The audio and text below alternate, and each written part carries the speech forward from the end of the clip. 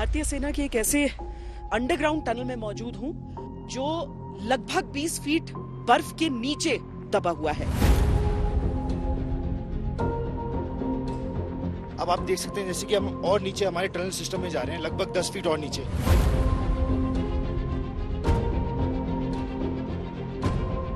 ये पूरा टनल का हिस्सा हम आपको दिखा रहे हैं। हम इस समय 35 फीट बर्फ के नीचे हैं। ये भारतीय सेना की एक ऐसी सुरंग है जहां से ये 6 महीने सबसे कट कर भी दुश्मनों के दांत खट्टे भी कर सकते हैं और यहाँ पर आत्मनिर्भर तरीके से रह भी सकते हैं।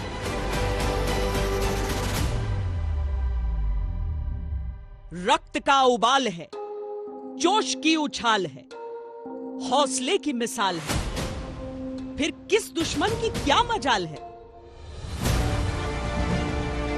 हमारे खाना बनाने के लिए भी पानी, रोजमर्रा के कामों का पानी, हमारा पीने का पानी, सब कुछ स्नो से बनता है। मिनिमम 45 मिनट्स होना चाहिए मैम पानी पिघलने के लिए। पानी पिघलने के लिए 45? हाँ मैम।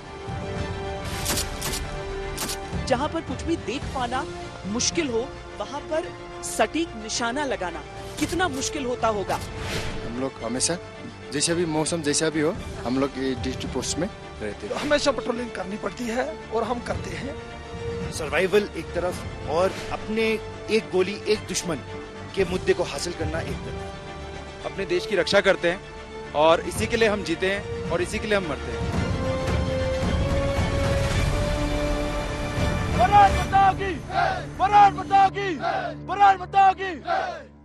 नमस्कार, मैं हूं श्वेता सिंह और आप देख रहे हैं आज तक। 14,000 फीट से ऊंची पहाड़ियां, 30 से 40 फीट ऐसी बर्फ जिस पर चल पाना बिल्कुल भी आसान नहीं, जहां पर हवाएं ऐसे चलती हैं जैसे बर्फीला तूफान हो, वहां पर डटकर खड़ा रहता है हिंदुस्तान का एक योद्धा। आज भारत के उसी सरहदी मोर्चे पर हम आपको लेकर आए हैं और यहां से हम आपको वो तस्वीरें दिखाने वाले हैं जिसे देखकर ही आप सिहर उठेंगे। लेकिन यहां पर दिन रात 12 महीने दुश्मन से लोहा लेते हुए तैनात रहती है भारतीय सेना।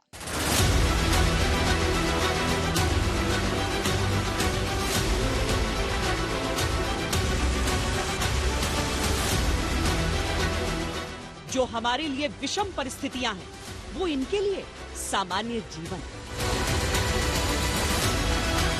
जो हमारे लिए कठिन चुनौती है, वो इनके लिए अवसर है। जो हमारे लिए असंभव है, वो इनके लिए आसान।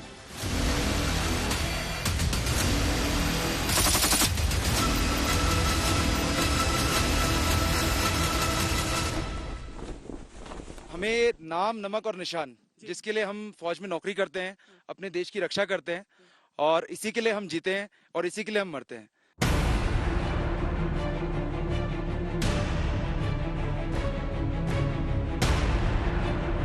देश कड़ाके की ठंड से ठिठुर रहा है और ऐसे कठिन मौसम में हम उनकी सुध लेने पहुंचे जो हमारी रक्षा के लिए 24 घंटे दुश्मन और ठंड दोनों के सामने डट कर खड़े रहते हैं।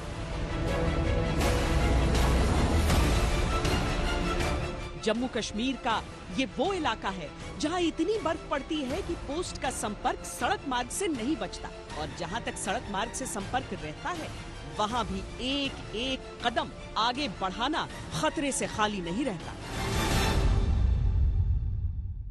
सरहदी इलाकों में दूर दराज के जो पोस्ट होते हैं वो भारी बर्फबारी से कट भी जाते हैं।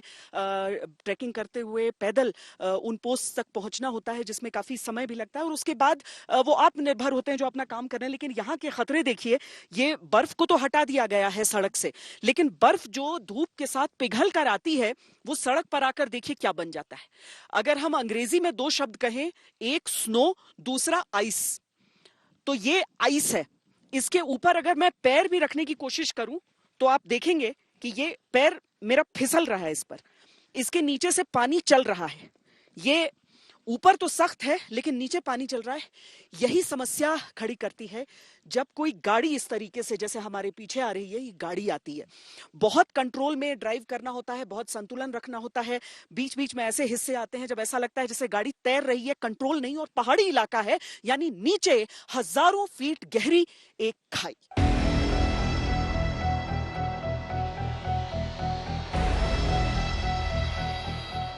कितना मुश्किल होता है इस पे से निकलने में, और क्या करते हैं आप लोग इसके? मुश्किल होता है मैडम, बर्फ का गिरता है उस टाइम। हम ये चक्कों जो में, पिघल कर ये जो आइस आ जाता है, जी मैडम, हम नॉस्कट चेन लगा के इसको आगे बढ़ते हैं मैडम। फिर भी बहुत, मैं देख रही थी कि गाड़ी बहुत जी मैडम, हिलती है, मुश्किल है सब मैडम। कंट्रोल करना पड़ता है। जी मैडम।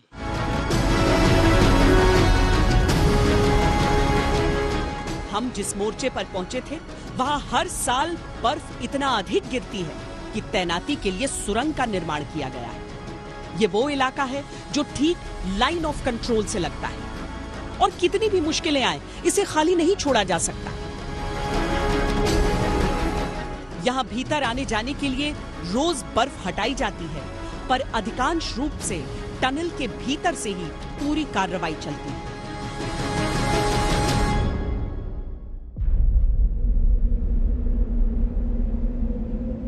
हम इस समय 35 फीट बर्फ के नीचे हैं।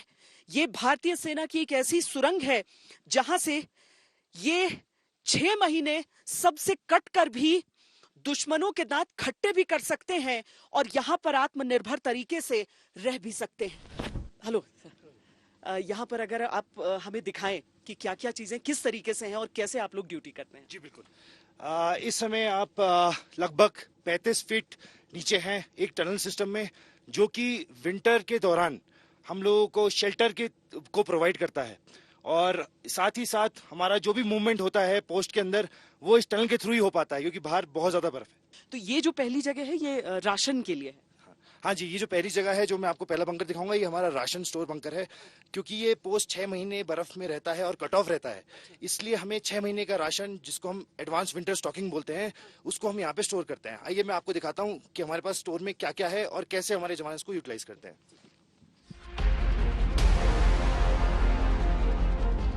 अत्यधिक बर्फबारी से जब रास्ते बंद होते हैं तो लगभग साल के 6 महीने तक के लिए खाने पीने की व्यवस्था रखनी होती है। यहाँ अनाज के साथ साथ डीआरडीओ की डिहाइड्रेटेड सब्जियां रखी थी, क्योंकि ये बहुत अधिक समय तक टिक सकती हैं। ये स्लाइसेस हैं, क्योंकि वो उतने कड़े आलू को काटना भी मुश्किल होता है। हाँ जी बिल्कुल बिल्कुल। तो ये रिफाइंड ऑयल है जिसको हमने स्टॉकिंग करा है, क्योंकि ये मेन इंग्रेडिएंट रहता है हमारा। सैनिकों के स्वास्थ्य का ध्यान रखते हुए सभी पौष्टिक चीजों की पर्याप्त सप्लाई रखी गई थी। हम आगे बढ़े, लेकिन आगे बढ़ते हुए हम और गहराई की तरफ भी जा रहे थे। 30 फुट बर्फ और पत्थरों से बनी सुरंग के नीचे रहना बहुत आसान नहीं होता, लेकिन भारतीय सेना के जवान जानते हैं कि ये उनका कर्तव्य है।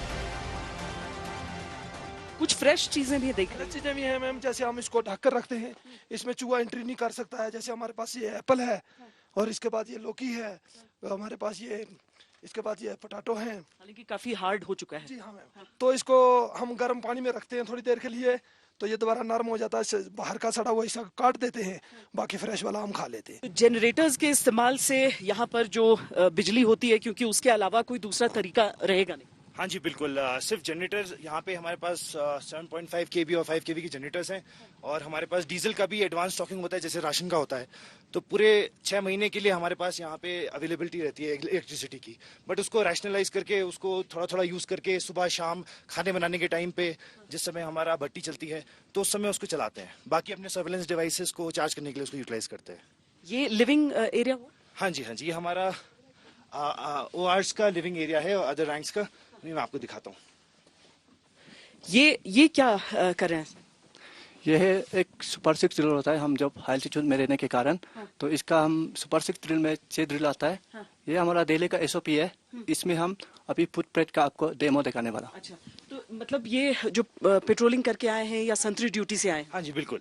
जैसे कि आपको पता है पूरा स्नो बाउंड एरिया है, और इस एरिया में हमारे सबसे ज्यादा ध्यान रखना होता है स्नो बाउंड इंजरीज से, जैसे कि फ्रॉस्ट बाइट, चिल ब्लेन्स, और मेनली जो फ्रॉस्ट बाइट और चिल ब्रेन होता है वो हमारे पैर के पंजों में और हाथों की उंगलियों में होता है। तो इससे बचने के लिए, इससे बचाव के लिए हम लोग ये जो ड्रिल कर रहे हैं फुट परेड और हैंड परेड, वो हम आपको अभी दिखाएंगे। इसमें हम लोग जो गर्म पानी होता है उसमें शलगम, क्योंकि शलजम आपको पता है एंटी इन्फ्लेमेटरी प्रॉपर्टीज होती हैं उसमें, और उसमें चाय पत्ती डाल के उसका एक मिश्रण बनाते हैं जिसमें हम लोग अपने पैर और हाथ डुबा के रखते हैं लगभग 5 से 10 मिनट के लिए। इसके दौरान हाथों को और पैरों को मसाज भी किया जाता है, जिससे कि यदि कोई भी कोल्ड बॉर्न इंजरी होने का आशंका हो तो उसको बिल्कुल निगेट कर दिया जाए। अच्छा, तो ये मतलब अगर ये ड्यूटी के बाद ये आकर कर रहे हैं, और ये एक नियम है चाहे कितना भी थके क्यों ना है आप। यस, हर एक 6 चीजें कह रहे हैं। हाँ जी, जो सुपर 6 ड्रिल है, सुपर 6 ड्रिल में आपका hand parade, foot parade, gargle parade, steam parade, head massage parade और बॉडी मसाज परेड होता है। क्योंकि जैसे कि हमारा अभी फुट परेड और हैंड परेड यहाँ पे हो गया, उसके बाद हम लोग स्टीम परेड करते हैं। कोल्ड बॉर्न इंजरीज सिर्फ हमारे हाथों और पैरों के थ्रू नहीं, हमारे रेस्पिरेटरी ट्रैक के थ्रू भी हो सकती हैं, जिसके वजह से हमें स्टीम लेना बहुत जरूरी है। न्यूबुलाइजर हर जगह अवेलेबल नहीं होता है, बट न्यूबुलाइजर की जगह अगर हम नॉर्मल अपने खाने के बर्तन में गर्म पानी करके या फिर स्टीमर का इस्तेमाल करके स्टीम करते हैं तो उससे हमें बहुत बेनिफिट होता है। तो अब ये जो डेली रूटीन है जो इन्हें नियम से फॉलो करना होता है, वो देखने के बाद अब हम जरा कुक हाउस में चलते हैं। और अंडरग्राउंड कुक हाउस में जाने का तो मेरा पहला एक्सपीरियंस है। तो अभी मैं आपको बताना चाहता हूँ कि अभी हम लगभग 35 फीट नीचे थे, अब आप देख सकते हैं जैसे कि हम और नीचे हमारे टनल सिस्टम में जा रहे हैं, लगभग 10 फीट और नीचे।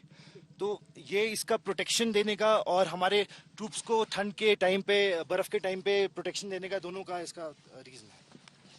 प्लीज आइए। अच्छा, हम जितना नीचे रहेंगे उतना इंसुलेशन हमें मिलेगा, इंसुलेशन मिलेगा तो हमें उतनी गर्मी बरकरार करके रख पाएंगे हम अपने। कि न केवल पत्थर और ये एस्बेस्टस शीट्स हैं, बल्कि इसके ऊपर स्नो, इसके ऊपर पूरा स्नो है। तो कुक हाउस से ठीक पहले ये भी कुछ स्टोरेज दिख रहा है। हाँ जी, तो ये यहाँ पे हमारा कुक हाउस से जस्ट पहले ये कुक हाउस का ही स्टोरेज एरिया है, जहाँ पे आप देख सकते हैं हमारे पास राइस, आटा और दाल का स्टोरेज है। जो मेन हमारा आइटम जो हमारा रोज का रनिंग होता है, जो रोज यूटिलाइज होता ही है, उसको हम यहाँ पे स्टोर करके रखते हैं। इसके अलावा रिफाइंड ऑयल तो हम अपने राशन स्टोर से ड्रॉ करके लेके आते हैं। लेकिन इसके साथ ही सबसे बड़ी चीज होती है, वो चीज है पानी। क्योंकि पानी का सप्लाई भी तो नहीं आ रहा है यहाँ पर।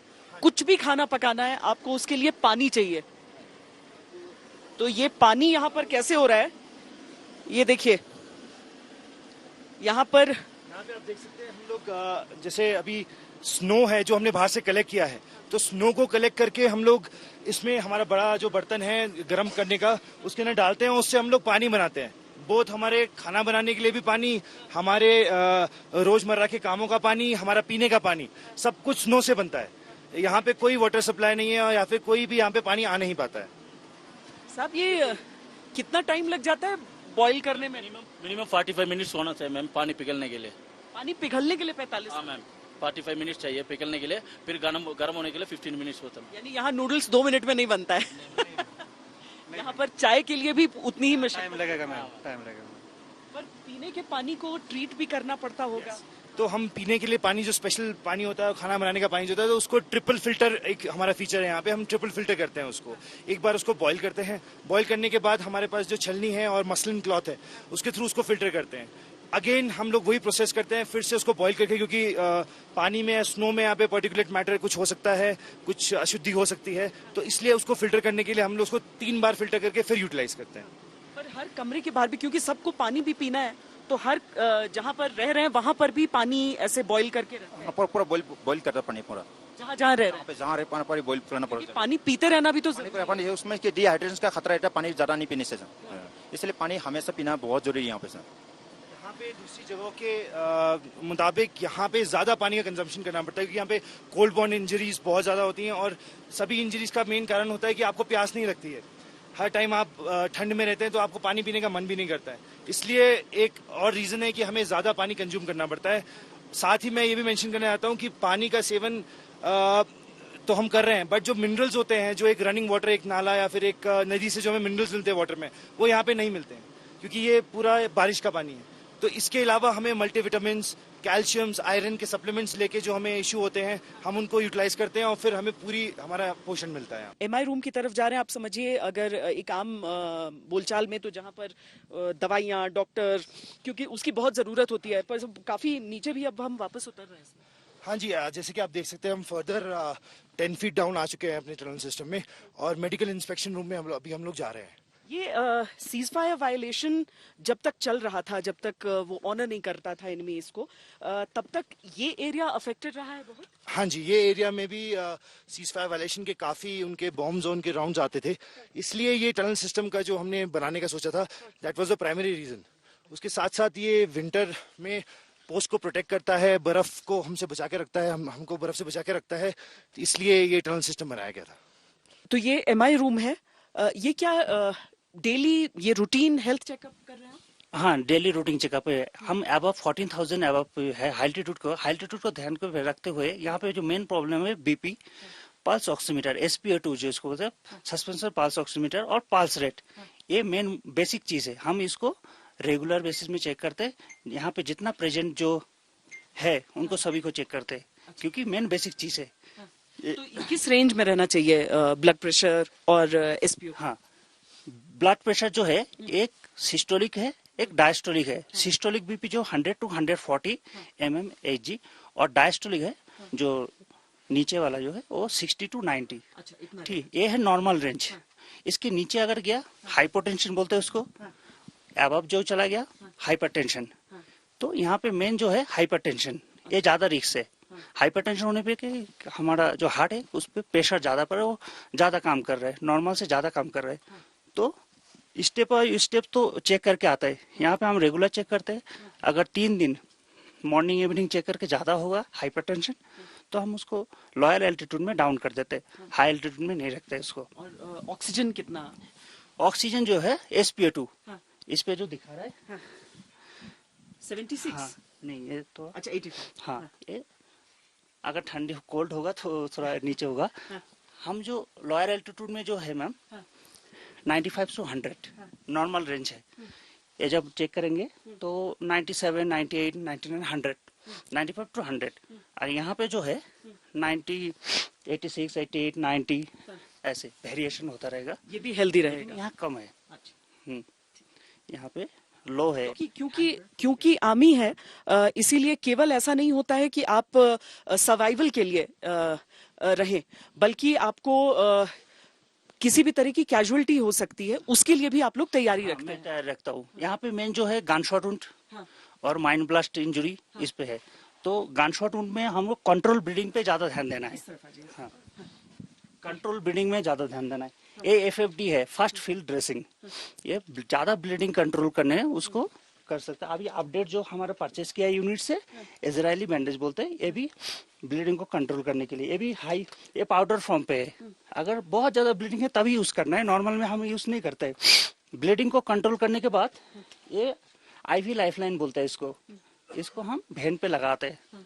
ये लगाने के बाद इसको हम जो RL है इसको हम करते हैं। फर्स्ट एड मैनेजमेंट करने के बाद उसको लोअर एल्टीट्यूड में हम तुरंत डाउन करते हैं। क्योंकि जिस तरह के एरिया में हम हैं, ये एक फॉरवर्ड एरिया है, यहाँ पर जो इन्फिल्ट्रेशन हो गया, उस वजह से एम्बुश में पार्टीज निकलती हैं, उस वजह से कई तरह के वुंड्स हो सकते हैं। ये सरहदी इलाका होने की वजह से भले ही बंदूकों की शांति है, लेकिन हमेशा आपको सीज फायर वायलेशन के लिए तैयार रहना होता है। तो इस तरह की जो चीजें हैं, और अगर पोस्ट कटा हुआ है तो आप इवैक्यूएशन उतनी तेजी से नहीं कर सकते हैं ट्रूप्स का, तो उसके लिए इस तरह की चीजें जरूरत। जो इमरजेंसी मैनेजमेंट है वो है, क्योंकि लाइफ सेविंग को हम पहले ध्यान पे रखते हैं। और ट्रूप्स को बेसिक ये ट्रेनिंग रहती है। ट्रेनिंग ये जो हमारा है हेल्थ एडवाइजरी, जो बेसिक चीज है, ये पूरा ट्रूप्स को मैं डेली बेसिस पे रोटेशन वाइज क्लास कराता रहता हूँ। Prevention of carbon monoxide, burn cases, effects of cold, chicken pox, कोविड-19 जो अभी रिलेटेड है उनको भी पता होना चाहिए। कार्डियोवास्कुलर डिजीज मेन यही होता है अल्टीट्यूड में, ताकि कोई सिम्टम लग रहा है तो जल्दी बता दें। हाँ, राइट। तो सभी को करता है। और मेन जो CPR है, ये CPR का ट्रेनिंग सबको एकदम प्रैक्टिकली कराते हैं। मैं डेली बेसिस में प्रैक्टिकली होता है, मैं दिखाता हूँ डेमो, फिर जो ट्रूप्स है वो प्रैक्टिकली करते हैं। हाँ, CPR का बहुत ज्यादा ये लाइफ सेविंग प्रोसीजर है।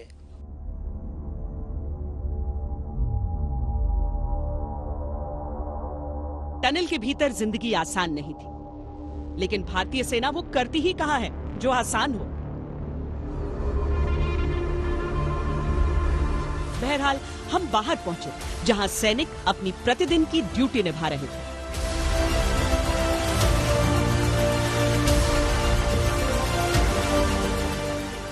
मीलों सफेद बर्फ देखने में जितनी खूबसूरत होती है, उतनी ही खतरनाक है।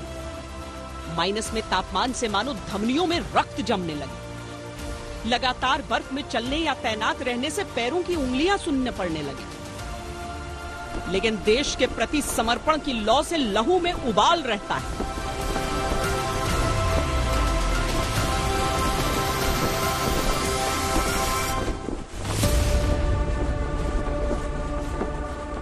हमेशा फुल रहता है हौसला हमारा। कोई भी मुश्किल पड़ने पर कहीं भी हम जा सकता है, कोई दिक्कत नहीं है।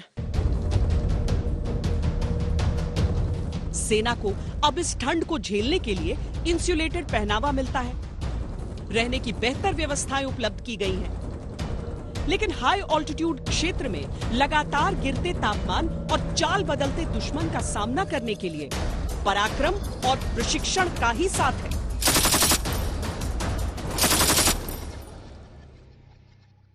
सरहद के जिस इलाके में हम इस समय हैं, यहाँ पर युद्ध विराम के कारण शांति है। युद्ध विराम के कारण जो सरहदें हैं वो खामोश हैं, लेकिन चूंकि आप अपने दुश्मन पर कभी भरोसा नहीं कर सकते हैं, 24 घंटे यहाँ पर निगरानी रहती है। सब यहाँ पर 24 आवर्स राउंड द क्लॉक आप लोग कोई ना कोई ड्यूटी पर तैनात रहता है। जी मैम, हम लोग हमेशा जैसा भी मौसम जैसा भी हो, हम लोग ड्यूटी पोस्ट में रहते हैं मैम। कितनी ठंड हो जाती है? ठंड तो हो जाती है मैम, लेकिन हमारे क्लोथिंग है ना मैम, स्पेशल क्लोथिंग की वजह से हम लोग को ठंड का महसूस नहीं होता है मैम। अच्छा, ये क्लोथिंग बेटर है, आपको माइनस टेम्परेचर से भी बचाती है? जी मैम, स्पेशल क्लोथिंग की वजह से हम लोग को ठंड महसूस नहीं होता है मैम। तो यहाँ पर हमेशा आप 2 लोग रहते हैं बड़ी पैर में? जी मैम, 2 लोग रहते हैं, ताकि पूरी सतर्कता रहे और 360 डिग्री आप लोग नजर रख सकें। जी मैम जी। तो यहाँ आप अपने हथियार के साथ हमेशा तैयारी की स्थिति में रहते हैं, हमेशा तैयार रहते हैं। कोई भी चीज अगर हो तो आप फौरन एक्शन में? जी जितना भी जैसा भी मौसम हो, अगर जितना भी बर्फ गिरे, तेज हवा है, जिस भी मौसम में तैनात होता है हथियार के साथ हमेशा जी। कितने घंटे की आपकी निगरानी की यहाँ पर एक समय में ड्यूटी लगती है? हम इधर नॉर्मली 3 घंटे रहते हैं, 2 आदमी। 3 घंटे में रोटेट हो गए, फिर आए 3 घंटे के लिए, उस तरह से? जी मैम, 3 घंटे में रोटेट होता है।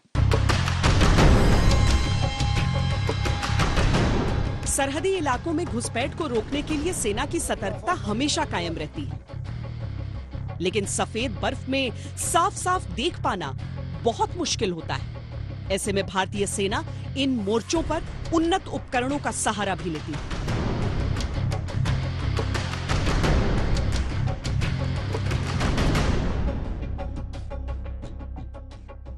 सफेद बर्फ की एक और चुनौती होती है, वो है देख पाना। आपको हमेशा कहा जाता है कि आप सनग्लासेस लगाएं ताकि सफेद बर्फ पर जब सूरज की रोशनी चमकती है, वापस आंखों पर आती है, तो आपकी आंखों को नुकसान ना हो, आप साफ साफ देख पाएं। लेकिन ऐसे में फिर सर्वेलेंस कैसे होता है? तो हम एक ऐसे ही व्यू पॉइंट पे पहुंचे हैं। किस किस तरह के कैमरे यूज कर रहे हैं? यहाँ पर दिन के समय में हम जो ड्रोन का इस्तेमाल कर रहे हैं, और रात के समय में यहाँ पे हमारे जो थर्मल इमेजर में जो काम करने वाले जो डिवाइसेज है, जो कम से कम 5-7 यहाँ पे इस्तेमाल किया हुआ है। देखिए, सियाचिन जब हम जाते हैं वहां पर लिखा रहता है कि इतनी दूर या तो कोई दुश्मन ही आता है या बहुत अच्छा दोस्त। लेकिन इतना समझिए कि केवल एक सियाचिन की बात नहीं है। भारतीय सेना के जो जवान होते हैं, जिन इलाकों में तैनात रहते हैं, वहां पर बहुत ही दुर्गम परिस्थितियां रहती हैं और बड़ी मुश्किल से, बड़ी कठिनाई के साथ आप यहां तक पहुंच पाते हैं। बहुत खुशकिस्मती है मेरी, मैं ये मानूंगी कि मुझे यहां तक आने की इजाजत मिली है और इन सब से मिलने की इजाजत मिली है। और साथ में देखिए, मिठाई, आलू बोंडा और तरह तरह की जो चीजें बनी हैं, आज सबके साथ हम शेयर कर पा रहे हैं। ये बहुत ही जल्दी ठंडा भी हो जाता है ये सब कुछ। लेकिन साहब, आप लोग सब यहाँ रहते हैं, अगर मैं यहाँ के वेदर कंडीशंस आपसे पूछूं, सबसे बुरा, सबसे कम जब यहाँ पर टेम्परेचर रहता है तो कितना हो जाता है? -20 हो जाता है। -20 के आसपास हो जाता है। और बर्फ के नीचे आप लोग रहते हैं, जो आपका अकोमोडेशन वगैरह सब सप्लाई अच्छा से किया हुआ है। स्लीपिंग बैग, सब कुछ जो ECG क्लोथिंग है, अच्छा दिया गया है। तो अब देखिए क्या होता है कि डीआरडीओ की तरफ से बहुत सारे डिहाइड्रेटेड ऐसी खाने की चीजें भी रहती हैं जो यहाँ पर पकाने के लिए इस्तेमाल होती हैं, वरना इन कंडीशंस में आपको ताजा सब्जियां नहीं मिल रही हैं। लेकिन वो ऐसी चीजें होती हैं आप लोगों को सप्लाई से वो मिल जाती हैं जो राशन रहता है यहाँ। MRI राशन हम लोग का अवेलेबल मिल जाता है, अवेलेबल रहता है। और उसके बीच में आप लोग जब यहाँ पर ये पेट्रोलिंग वगैरह के लिए निकलते हैं, ये काम के लिए निकलते हैं, हवाएं भी बहुत तेज चलती हैं। हाँ, हवा बहुत तेज चलती है। हाँ। और उसके बीच में देखिए पूरा कवर हो सकता है, लेकिन आपको तैनाती भी तो आपका अलर्टनेस भी उसमें उतना ही रहता है। हाँ बिल्कुल, लड़ने से हमेशा रहता है, हमेशा। लेकिन आप लोग तैयार रहता है।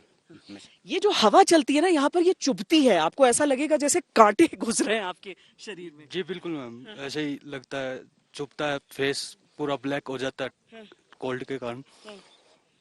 और उसके बाद जब आप घर जाते हैं, कई बार लोग कहते भी हाँ घर वाले भी पहचान नहीं पाते हैं, और ये फिंगर पूरा कोल्ड जम जाता है, बिल्कुल जम जाता है।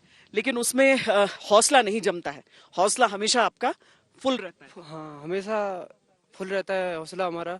कोई भी मुश्किल पड़ने पर कहीं भी हम जा सकता है, कोई दिक्कत नहीं है।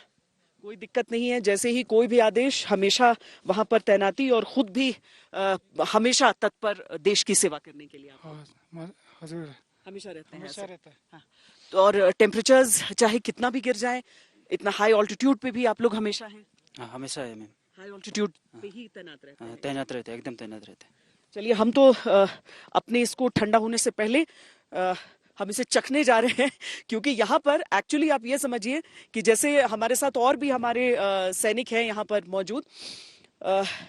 एक कप चाय आपकी कप से लेकर आपकी जुबान तक गर्म रह जाए, ये अपने आप में एक बहुत बड़ी चीज हो जाती है। तो हम भी इसे थोड़ा सा यहाँ पर इनके साथ एंजॉय कर लेते हैं। तैनाती के हर क्षेत्र में अलग अलग बटालियन के जवान अपना दायित्व निभाते हैं। जहां हम मौजूद थे, वहां एक गोरखा बटालियन के जवान थे, तो राष्ट्रीय राइफल्स की एक ऐसी टुकड़ी जिसमें असम रेजिमेंट के सैनिक अपने रेजिमेंटल गीत के जरिए वो कड़कड़ाती ठंड के बीच देशभक्ति की गर्मजोशी पैदा कर रहे थे। बल्लूराम का बादन जमीन का नीचे है, तो हमने उसका रेशन मिलता है। साबस हालेलुया, साबस हालेलुया, साबस हालेलुया, तो हमने उसका रेशन मिलता है।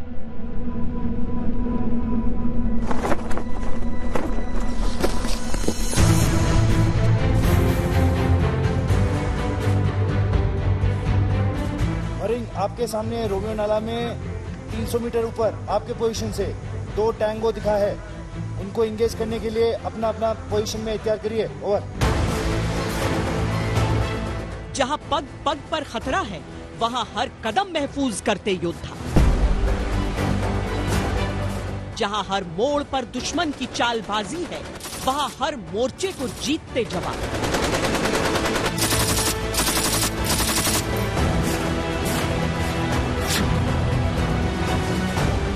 अपने पराक्रम से, अपने परिश्रम से हर संघर्ष को सरल करते शूरवीर। इनके हौसले की गर्मी से हिमखंड पिघल जाते हैं, इनके हिम्मत की सरगर्मियों से हर मुश्किल हार जाती है। इस तरह के इलाकों में डिप्लॉयमेंट से पहले एक पूरी ट्रेनिंग होती है, क्योंकि इस पर चल पाना, इस पर बाकी तो छोड़िए, इस पर एक एम्बुश कर पाना असंभव सा एक मिशन होता है, लेकिन उसे ही पॉसिबल करते हैं ये सैनिक। ये जो हम पूरा हमने देखा, ये क्या था और किस तरीके से एक पूरी टीम इस कार्रवाई को अंजाम दी? आपने अभी जो एक्सरसाइज देखी है हमारी, ये एक काउंटर इन्फिल्ट्रेशन ग्रिड को मेंटेन करने के लिए हमारी एक एक्सरसाइज होती है।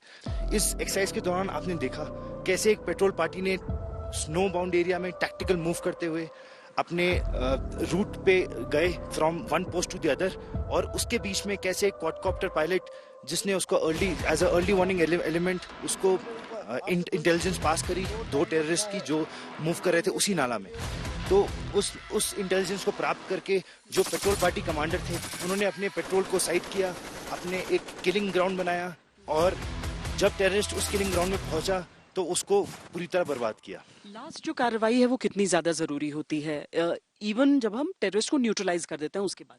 कोई टेररिस्ट अपने नीचे ग्रेनेड का पेन निकाल के रख सकता है, और जब सर्च के दौरान यदि सही से मॉपिंग अप नहीं हुआ है, सर्च के दौरान हमने उसकी बॉडी को रिट्रीव किया, तो वो ग्रेनेड या फिर वो आईडी ब्लास्ट हो सकता है। इसलिए पहले टेररिस्ट के पास जाके उसका हेडशॉट लेके, माथे पे उसको गोली मार के, उसको पहले पैर पे रस्सी बांध के 30 से 40 मीटर पीछे जाके उसको बॉडी को घसीट के खींचा जाता है, जिससे कि यदि कोई आईडी हो जो एक्चुएट होना हो या ग्रेनेड कोई ब्लास्ट होना हो तो ब्लास्ट हो जाए। फिर जाके यदि टेररिस्ट अपने मुंह के बल या अपने पेट के बल लेटा हुआ है तो उसको पैर से सर की तरफ सर्च किया जाता है, और यदि कोई टेररिस्ट अपनी पीठ के बल और मुंह ऊपर हो तो उसको मुंह के तरफ से पैर की तरफ सर्च किया जाता है। अत्यधिक ठंड के साथ जब आम जनजीवन भी एक संघर्ष होता है, उन परिस्थितियों में अपनी शारीरिक क्षमताओं को सर्वोच्च स्थिति में रखते हैं ये। आतंकियों की आहट मिलने पर जब एम्बुश लगाया जाता है तो ये घंटों नहीं दिनों की बात होती है। ऐसी स्थिति में दिन रात खुले आसमान के नीचे रहकर इनका कठोर प्रशिक्षण देश प्रेम की लगन और राष्ट्र हित में समर्पण ही है जो इनकी सफलता को सुनिश्चित करता है। ये एक स्मॉल आर्म्स फायरिंग रेंज है जहां पर आप इस समय सैनिकों को प्रशिक्षण लेते हुए देख रहे हैं। अब देखिए, आप बाकी हिस्सों में देखें और स्नो में फायरिंग देखें, जमीन आसमान का फर्क आपको सिर्फ दिख नहीं रहा है बल्कि हकीकत में ऐसा है। आप जहां पर कुछ भी देख पाना मुश्किल हो वहां पर सटीक निशाना लगाना कितना मुश्किल होता होगा। इसके साथ ही जब एम्बुश में पार्टीज निकलती हैं, इस तरीके से बर्फीले पहाड़ रहते हैं, तो आपको कहीं पर भी उस मौसम से एक होकर, यानी उस बर्फ में बैठकर लेटकर जिसमें हमारे पांव इस समय धंस रहे हैं चलते हुए, वहां पर हमारे इन सैनिकों को मुकाबला करना पड़ता है। यहाँ पर जो आप देख पा रहे हैं तो बर्फ रोज गिरती है लगभग। हमें इसको रात में ही रास्ता बनाना पड़ता है अपनी ऊपर पोस्ट में जाने के लिए, क्योंकि दिन में धूप की वजह से बर्फ पिघलती भी है और बर्फ के अंदर धंसने का खतरा भी रहता है। इस वजह से हमें रात को ही, जब बर्फ सख्त हो, उसी समय पर अपना रास्ता तैयार करना पड़ता है। अच्छा, बर्फ जब सॉफ्ट रहती है तो आप उसमें धंसते हैं, आपका पांव ये देखिए बिल्कुल अंदर जाता है, और बर्फ जब सख्त हो जाती है तो आप उस पर फिसलते हैं। तो कहीं पर भी आपका गुजारा नहीं है। पर हमारे जो सोल्जर्स हैं वो इतनी अच्छी तरीके से ट्रेंड हैं कि वो हर तरह की परिस्थितियों में चल सकते हैं। जी बिल्कुल।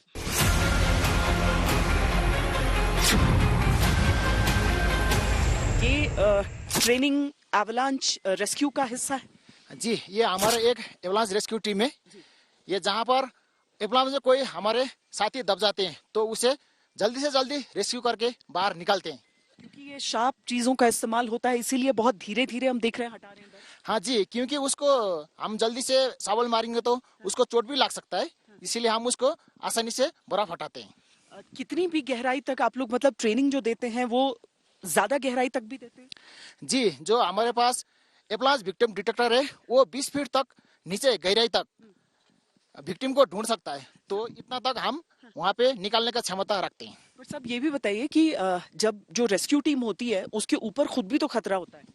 जी, ये भी होता है, लेकिन हम हमारे साथ एबीडी कैरी करके चलते हैं, तो अगर हम एवलांच में दब गया तो फिर हमारा दूसरा साथी हमें जल्दी से ढूंढ सकता है। कई दफा क्या होता है, जो टूरिस्ट भी आते हैं, इस तरह के जो स्नो क्लैड पीक्स होते हैं वहां पर, वो भी फंस जाते हैं और हमारी सेना के जवान फौरन वहां पहुंचते हैं। लेकिन जहां एवलांच आता है ऐसा नहीं है कि वहां पर दोबारा नहीं आएगा, वहां पर बर्फ के खिसकने का और भी खतरा रहता है। जी, वहाँ पर दोबारा बर्फ खिसकने का खतरा भी रहता है, इसलिए हमने वहाँ पे किसी एक जवान को लुकआउट में डिटेल करते हैं ताकि दोबारा एवलांच आए तो वो छोटी छोटी व्हिसिल बजा के हमें तुरंत सूचना दे सके। पर कितना टाइम होता है अलर्ट का? कुछ सेकंड्स, कुछ मिनट? जी, चंद सेकंड के लिए होता है ताकि हम अपना एबीडी को सेंस मोड से सेंड मोड पर कर सकें। अगर हम सेंड मोड पे कर देंगे तो हमारा दूसरा साथी हमें तुरंत ढूंढ सकते हैं। साल दर साल हिमस्खलन से ड्यूटी पर तैनात सैनिकों पर निरंतर खतरा रहता है, लेकिन नियमित प्रशिक्षण से सैनिक खुद को और अपने साथियों को इस चुनौती से बचाने में सक्षम रहते हैं। भारतीय सेना की जो जिम्मेदारियां होती हैं उसमें चाहे कैसा भी मौसम हो, किसी भी तरह की परिस्थिति हो, वहां पेट्रोलिंग अनिवार्य है। अब यहाँ पर बर्फ जिसमें जो सैनिक आगे चलते हुए कई कई फीट हमें धंसते हुए भी नीचे दिख रहे हैं, लेकिन ये रोप्स सबने बांधे हैं। जी, ये रोप बांधने का मकसद ये है कि इस बर्फ के नीचे पानी भी चलता है, वो गहरे गड्ढे बना लेता है जो कि हमें पता नहीं होता ऊपर बर्फ की परत की वजह से।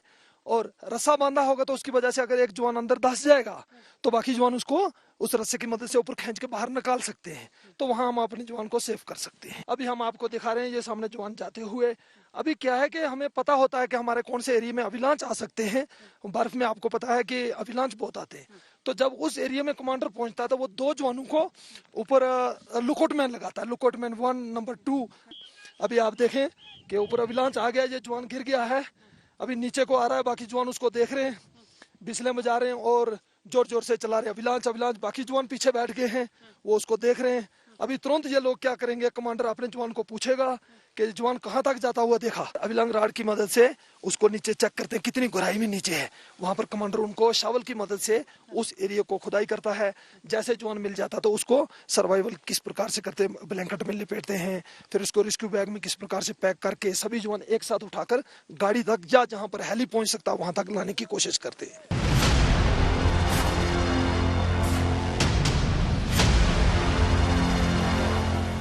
दरअसल सैनिक मौसम से मुकाबला करने में जितने सक्षम रहेंगे उतना ही दुश्मन से निपटने के लिए तैयार रहेंगे। इसीलिए कुछ चीजें हैं जो इनकी नियमित कार्रवाई का हिस्सा होती हैं।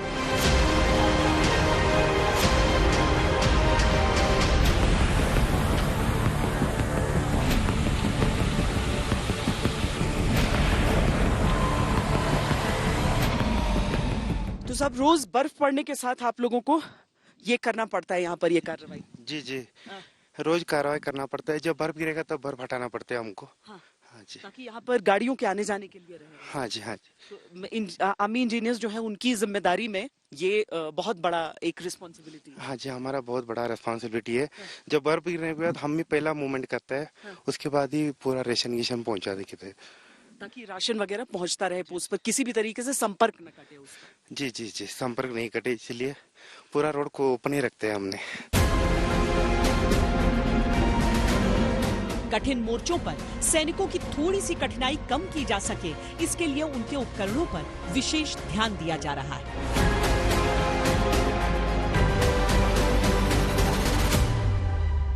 हथियारों से अधिक विश्वास हाथों पर जरूर रहे, लेकिन उन हाथों को उन हथियारों के जरिए मजबूत कैसे किया जाए वो हम आपको कुछ उपकरणों के जरिए यहाँ पर दिखाते हैं। जो एक सैनिक, चाहे एक अकेला सैनिक हो, एक सेक्शन हो, एक कंपनी हो, किस तरह से इन हथियारों और उपकरणों का प्रयोग होता है और किस तरह की चीजें हैं सेना के पास यहाँ पर इस मोर्चे पर, वो हम समझाते हैं आपको। सब ये इसका नाम पैसिव नाइट विजन बाइनोकुलर है। ये रात के समय में अपने आगे की इलाका को सर्वेलेंस करने में काम आता है। इसका नाम है TI टॉम्बोसाइट, मतलब ये थर्मल इमेजर के सिद्धांत पर काम करता है। मतलब ये भी रात के समय आगे के इलाके को सर्वेलेंस करने में काम आता है। ये एक helmet mountain passive night vision goggle है। ये पेट्रोलिंग के दौरान पर्सनल कैरी करता है। ये रात के समय आगे के इलाका को भी क्लियर करता है। इस वेपन का नाम है 7.62 mm मिड मशीन गन है। ये एक ऑटोमेटिक हथियार है, लंबे दूरी तक पेश आने वाला दुश्मन को इंगेज कर सकता है। इस हथियार का नाम 84 mm रॉकेट लॉन्चर है। इस हथियार से हम दुश्मन के बंकर और दुश्मन के खिलाफ इस्तेमाल करता है। इस हथियार का नाम 40 mm मल्टीशॉट ग्रेनेड लॉन्चर है। इस हथियार से हम दुश्मन के ऊपर ग्रेनेड फायर करने के लिए इस्तेमाल कर सकता है। मल्टीपल मतलब ग्रेनेड, इसमें 6 प्रकार का अलग अलग ग्रेनेड फायर करके एक साथ फायर कर सकता है। इस हथियार का नाम 7.62 mm सिक राइफल है। ये हथियार जवान का पर्सनल वेपन है। इस हथियार से हम अपने सेफ्टी के लिए इस्तेमाल किया जाता है। इस हथियार का नाम 7.62 mm स्नाइपर राइफल है, जो कि लॉन्ग रेंज पर पिन पॉइंट टारगेट को एंगेज या बर्बाद करने के लिए काम आता है। इसमें टेलीस्कोप साइट दिए गए हुए हैं। और ये सारे जो उपकरण हैं वो आपको स्नो में काम आएंगे? यस मैम, ये हमारा एवलांच रेस्क्यू टीम का आइटम है जो कि हमारा एक रेस्क्यू टीम अपने साथ कैरी करता है। सबसे पहले आता है ये रोप, डायनामिक रोप बोलते हैं। नेक्स्ट है ये कैराबिनर और ये एवीडी, एवलांच विक्टिम डिटेक्टर, जो कि बर्फ के दबे हुए जवान को निकालने में काम आता है। कैसे काम करता है ये एवीडी विक्टिम के पास होता है। उस विक्टिम जब भी ये एवलांच प्रोन एरिया से गुजरता है तो ये सैंड मोड पे रहता है। अगर बाई चांस एवलांच आता है और विक्टिम बर्फ में दब जाता है तो ये हम सर्च मोड में रखते हैं इसको, उसके द्वारा काम करते हैं। फिर एयरबैग सिस्टम जो कि एक जवान अपने पर कैरी करता है, इसके द्वारा हम, इसमें ट्रिगर हैंडल है जो कि इसे हम रिलीज करने पे इसमें 2 बैलून निकलते हैं जो कि एवलांच एरिया में गुजरते हैं तो उसे विक्टिम को बचाता है। मतलब ये नॉर्मल बैग नहीं है, देखने में तो एक बैकपैक जैसा ही लग रहा है, तो इसमें सामान नहीं कैरी करते? इसमें सामान भी कैरी कर सकते हैं और इसमें एक सिलेंडर लगा होता है, नाइट्रोजन सिलेंडर, जिसके द्वारा हम, ये ट्रिगर है, ये ट्रिगर को 7 से 8 किलो का झटका लगने पर ये साइड से बैग ओपन हो जाता है ऑटोमेटिकली। मतलब अगर बर्फ आकर गिरा 7 से 8 किलो या उससे ज्यादा, तो ये ऑटोमेटिकली ऑटोमेटिकली इसे रिलीज करना पड़ता है, इसको इसे पुल करना पड़ता है 7 से 8 केजी में, तो ये बैलून यहाँ से साइड से अपने आप रिलीज हो जाता है। उस बैलून से क्या होगा? उस बैलून से ये होगा कि स्नो एवलांच आ रहा है तो बैलून फूल जाएगा तो विक्टिम को वो ऊपर की तरफ खींचता है। अच्छा। जिससे कि वो बच सकता है। अच्छा, वो नीचे नहीं दबेगा। हाँ जी। जिस जोश को कोई डाउन न कर सके, जिस जज्बे को कोई कम न कर सके, जिस जुनून को कोई मिटा न सके, जिनका जोश, जज्बा, जुनून हमेशा हाई रहता है, कोई भी दायित्व हो, कैसी भी परिस्थितियां, वो भारतीय सेना जब तक तैनात है हमारी सरहदों पर, तब तक पूरे देश को चिंता की कोई जरूरत ही नहीं। कैमरा पर्सन सैयद मोहसिन और योगेंद्र सिंह के साथ मुझे दीजिए इजाजत।